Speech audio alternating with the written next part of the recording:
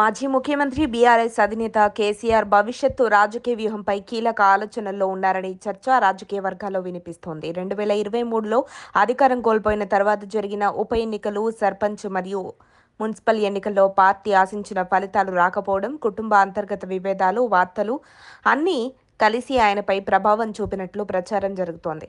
వయసు, ఆరోగ్య సమస్యల కారణంగా ఆయన ప్రజా కార్యక్రమాల్లో తక్కువగా కనిపిస్తున్నారనే అభిప్రాయం ఉంది. ఈ నేపథ్యంలో పార్టీని మళ్లీ బలపరిచేందుకు పొత్తుల దిశగా ఆలోచిస్తున్నారనే వాదనలు వినిపిస్తున్నాయి. ముఖ్యంగా కేంద్రంలో అధికారంలో ఉన్న బీజేపీతో చర్చలు జరపాలనే ఆలోచన ఉందని రాజకీయ వర్గాల్లో టాక్.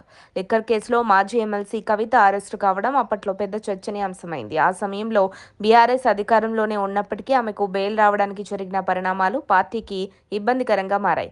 జైలు నుంచి బయటకు వచ్చిన తర్వాత కవిత తన తండ్రికి రాసిన లేఖ లీక్ కావడం, ఆపై పార్టీపై విమర్శలు చేయడం పరిస్థితిని మరింత క్లిష్టం చేసింది.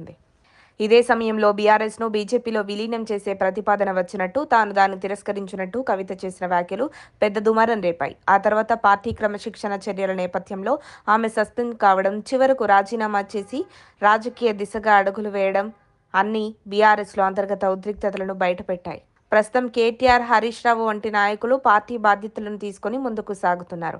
అయితే వరుస ఎన్నికల్లో పార్టీ గ్రాఫ్ పడిపోతుండటంతో కాంగ్రెస్ను ఎదుర్కొనేందుకు కొత్త రాజకీయ సమీకరణాలు అవసరమనే ఆలోచన బలపడుతోందని సమాచారం.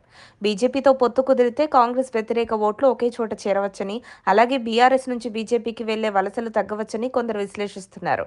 అదే సమయంలో బీజేపీ విస్తరణను కూడా నియంత్రించవచ్చనే లెక్కలు వేస్తున్నారనే చర్చ ఉంది. అయితే ఈ అన్ని అంశాలపై కేసీఆర్ నుంచి అధికారిక ప్రకటన రావాల్సి ఉంది.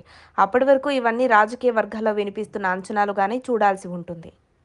మరిన్ని అప్డేట్స్ కోసం మా కాయ్ టీవీని సబ్స్క్రైబ్ చేసుకోండి. మా వీడియో కనుక మీకు నచ్చినట్లయితే లైక్ చేయండి, షేర్ చేయండి. మీ విలువైన అభిప్రాయాలను కామెంట్ బాక్స్లో తెలియజేయండి.